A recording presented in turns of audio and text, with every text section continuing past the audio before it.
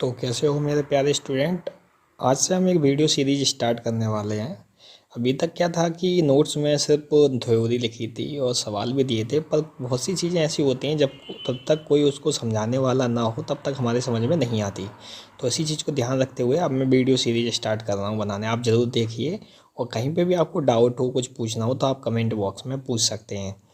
तो आज से हम स्टार्ट कर रहे हैं चैप्टर 1 से। तो चैप्टर 1 है रसायन की मूलभूत अवधारणाएं।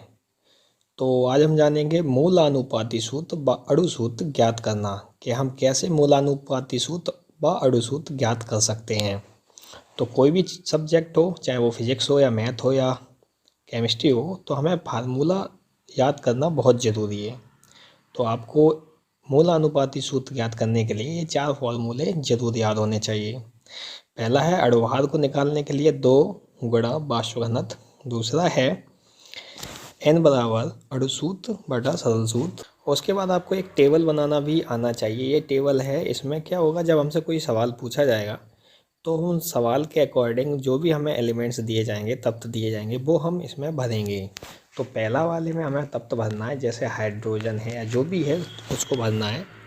उसके बाद सवाल में बताएगा कि कितना परसेंट है, तो उसका यहाँ पे परसेंटेज डालेंगे कि हमें जो तत्व दिया गया उसका कितना परसेंटेज था। उसके बाद है परमाणु भार, तो यहाँ पे उस तत्व का परमाणु भार लिखना है। उसके बाद हमें निकालना है परमाणु भार बटा प्रतिशत बटा परमाणु भार। यहाँ पे जो भी आएगा इक्वल वो यहाँ पे डालना है। उसके बाद सरल अनुपात क्या निकलता है इनका वो देखना है। तो हमें इन चीज़ों को अच्छे से याद होना चाहिए। पहले इन चीज़ों को जब आप याद कर लो अच्छे से, उसके बाद आगे बढ़ेंगे। तो आप याद कर लोगे उम्मीद करता हूँ। तो अब चलो आगे चलते हैं, सवाल देखते हैं क्या है।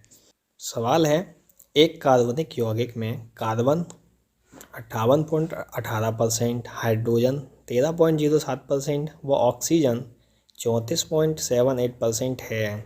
यौगिक का वाष्प घनत्व 23 है। यौगिक का मूल अनुपाती सूत्र व अणु सूत्र ज्ञात करो। तो हमने बताया था कि वो टेबल बनाने का, तो टेबल आपको पहले यहाँ पे बना लेनी है। तो टेबल के अकॉर्डिंग हम यहाँ पे चलते हैं। तो कार्बन को हमने 58% रख दिया, ये जो भी दिया है। हाइड्रोजन को 13.07 और फिर उसके बाद ऑक्सीजन को 34.78 रख दिया। अब कार्बन का परमाणु भार आपको पता होगा कि 12 होता है, हाइड्रोजन का 1 ही होता है और ऑक्सीजन का 16 होता है। तो इसमें हमने क्या देखा, अब वो जो परसेंटेज है उसमें हम परमाणु भार का भाग दे देंगे। तो जो आएगा वो यहाँ पे देखना है अपने को। तो यहाँ पे एक तो ये हो गया, अपने को निकल के आ गया, और ये आपको भाग खुद ही करने पड़ेंगे। तो यहाँ पे मैंने पहले से कर रखे, पर आप जब सॉल्व करोगे सवाल तो यहाँ पे आपको करना होगा। तो यहाँ पे ये हमें निकल के आ गया, प्रतिशत बटा परमाणु भार जो भी है वो यहाँ लिख लेना है। उसके बाद सरल अनुपात कैसे निकालते हैं, इन 3 संख्याओं में, इन तीनों में जो भी सबसे छोटा हो उसका भाग हमें सब में देना है। सरल अनुपात, अब जैसे कि इन तीनों चीज़ों में सबसे छोटा हमें दिख रहा है 2.17, ये सबसे छोटी है। तो हमें क्या करना है, इसमें सब में इसका भाग देना है, तो इससे सरल अनुपात निकलेगा। तो पहला है 4.34, उसमें भाग देना है 2.17 का, तो हमें मिला 2 सरल अनुपात। देखो पॉइंट में आएगा वो ठीक है, पर हमें सरल अनुपात निकालना है सरल तरीके से, कि भाई इसमें ज़्यादा से ज़्यादा क्या आएगा, तो मतलब उसको मोटे हिसाब से लिख दो कि 2 आएगा। अब 13.07 में 2 × 17 का भाग देंगे तो 6 के आसपास आएगा। उसके बाद 2.17 में 2.17 का भाग देंगे तो 1 आएगा, ये तो सब जानते होंगे। ठीक है, तो अब आगे इसके बाद क्या करना है अपने को। अब हमें सवाल को पढ़ने के बाद अब इसमें पूछ रहा है मूल अनुपाती सूत्र व अणु सूत्र। तो हमारा सरल सूत्र क्या निकला, सरल सूत्र निकला C2। सी यहाँ पे है, सी यहाँ पे आ गया, सी हमारे 2 मिले, H 6 मिले और ऑक्सीजन 1 है। तो ये निकल के आ गया सरल सूत्र या मूलानुपाती सूत्र C2H6O। उसके बाद सरल सूत्र का भार निकालना होगा हमें। तो सरल सूत्र का भार टोटल कैसे निकालेंगे, तो कार्बन का परमाणु भार 12 होता है और कार्बन हमारे पास 2 हैं, तो हमें 12 × 2 उसके बाद हाइड्रोजन 1 फिर कितने बार है, 6 है, तो 1 का गुणा 6 में करना है, प्लस ऑक्सीजन का परमाणु भार 16 होता है। तो इक्वल इन चारों चीज इन तीन सभी चीज़ों को जोड़ने के बाद 46 आया। तो ये चीज़ हमें याद रखनी है। तो ये सरल सूत्र का भार हो गया। उसके बाद अणुभार निकालना है अब। तो अणुभार का फॉर्मूला हमने पहले भी बताया था, अणुभार बराबर होता है 2 गुणा वाष्प घनत्व।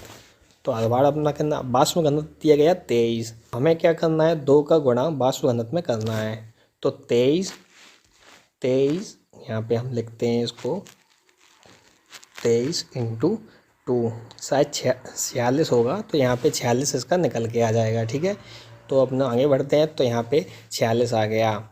उसके बाद क्या है, अर्धसूत्र अब हमें ज्ञात करना है कि इसका अर्धसूत्र क्या है। तो अर्धसूत्र का फॉर्मूला क्या होता है, अर्धसूत्र बराबर होता है सरल सूत्र ब्रैकेट के बाद n। अब n क्या है, अब n का भी फार्मूला मैंने बताया था पहले। तो n बराबर अणुभार बटा सरल सूत्र का भार। तो हम क्या करेंगे, अणुभार की जगह 46 वो है जो लिख देंगे, और सरल सूत्र का भार जो निकाला था 46 वो भी रख देंगे। तो 46/46 n की वैल्यू जो आ गई वो आ गई हमारी 1। तो हमारा जो आखिरी में रिजल्ट है वो अणुसूत्र बराबर ये हो गया C2H6O। तो ये निकल के आ गया। अब हम एक है यहाँ पे, तो एक को तो लिखो या नहीं लिखो कोई बात ही नहीं। तो ये अपना आंसर हो गया C2H6O, ये हमारा आंसर है। अब अगला सवाल देखते हैं। अगला सवाल क्या है, एक कार्बनिक यौगिक में C32H 6.66% और N 18.67%, बाकी ऑक्सीजन है। यौगिक का मूल अनुपाती सूत्र क्या होगा। बहुत सिंपल है, आप उम्मीद है आप सभी लोग कर लोगे इसको। वही काम करना है हमको, टेबल निकालनी है। और हमें यहाँ पे दिया गया कार्बन दिया गया, हाइड्रोजन दिया गया, नाइट्रोजन दिया गया। तो पहले हमें ऑक्सीजन का परसेंटेज निकालना है। तो ऑक्सीजन का परसेंटेज निकालने के लिए क्या करना है, CHN को जोड़ देंगे और 100 में माइनस करेंगे इसको। तो जो भी आएगा वो हमारा ऑक्सीजन का परसेंटेज है। तो 42.67% आया हमारा ऑक्सीजन का। तो हम इसको टेबल में रख देंगे। तो टेबल ये अपनी बन के तैयार है। CHNO डाल देने, तब तुम्हें प्रतिशत कितना कितना है वो भी डाल देना है अपने को। उसके बाद सबका परमाणु भार लिखना है। ठीक है, उसके बाद इसका वो प्रतिशत बटा परमाणु भार ये निकाल लेना है। अब देखना है इसमें सबसे छोटा क्या है, अपने को दिख रहा है 1.33। ये रहा सबसे छोटा, इन चारों में सबसे छोटा ये 1.33। तो हमें क्या है, इसका भाग इन सभी में देना है। देखो ये देना क्या है कि फॉर्मूला होता है, तो हमें उसके हिसाब से चलना पड़ता है। तो 2.67 में सबसे छोटी इकाई ये है 1.33। तो हम इसमें भाग देंगे 2 के आसपास आएगा। 6.66 में भाग देंगे 1.33 का, तो 5 के आसपास आएगा। तो जितनी बार ही जाएगा भाग, उसके जो आसपास आएगा वो हमें यहाँ पे लिखना है। तो उसके बाद क्या करना है, सरल सूत्र अपना ये निकल के आ गया। तो हमारा C जो है 2 बार आएगा, हाइड्रोजन है जो वो 5 बार, और N जो है 1 ही बार है तो N अकेला ऐसा ही लिखेंगे। और ऑक्सीजन जो है 2 बार है तो इसका ये आ गया, तो C2H5NO2। तो ये सवाल था, एक कार्बनिक यौगिक में इतना परसेंटेज दिया गया है, यौगिक का मूलानुपाती सूत्र क्या है। तो यौगिक का मूलानुपाती सूत्र ये हमारा निकल के आ गया। ये तीसरा क्वेश्चन है, ये भी बहुत सिंपल है, बहुत सरल है, पहले जैसे ही है। ये इसको भी आप उम्मीद है सब कर लेंगे। इसमें भी सब कुछ दे रखा है, परसेंटेज दे रखा है। बस आपको परमाणु भार निकालना है, टेबल बनानी है और बस सीधा निकल आएगा। तो ये देखो टेबल बना ली। आप Cu का परमाणु भार जो है वो 63 है।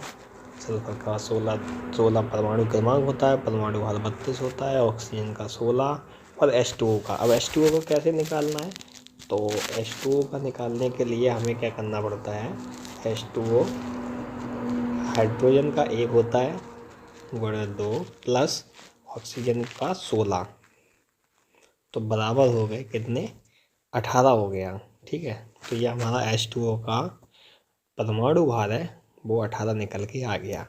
तो वो हमने यहाँ पे लिख रखा है H2O का, इसमें H का भी और ऑक्सीजन दोनों का जुड़ जाएगा। तो इस तरह ये 18 निकल के आ गया। ठीक है, तो ये अपना आ गया। उसके बाद कुछ नहीं है, बस इसने प्रतिशत बटा परमाणु भार भाग देना है 0.4, 2 बार 0.4 आया। ठीक है। उसके बाद क्या करना है, इसमें इनमें सबसे छोटी जो इकाई है, सबसे छोटी जो संख्या है वो 0.4 है। तो अपने को क्या करना है, 0.4 में 0.4 सभी में 0.4 का भाग देना है।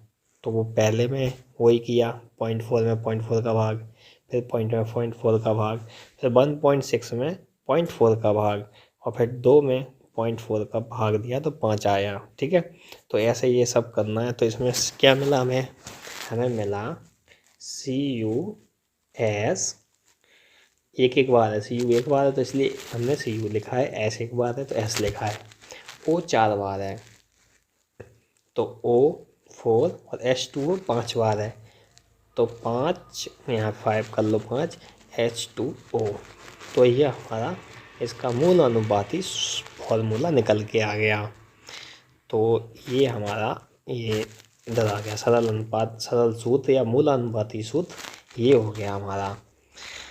तो बहुत सिंपल है मूल अनुपाती सूत्र निकालना, बस आपको परमाणु भार पता होने चाहिए और फॉर्मूला पता होना चाहिए। बहुत सिंपल, ये बोर्ड में आता है, कई बार आ चुका है और हर बार मेरे ख्याल से ये आता ही है, तो आपको एक बार में याद हो जाना चाहिए। और फिर इतना ही है इस वीडियो में तो, और ये वीडियो काफ़ी बड़ा हो गया, तो आगे के वीडियो में हम और टॉपिक देखेंगे जो बहुत ही सिंपल और ट्रिकी तरीके से बहुत अच्छे से आपको हम समझाएंगे। तब तक बने रहे हमारे साथ, चैनल को सब्सक्राइब कर दें।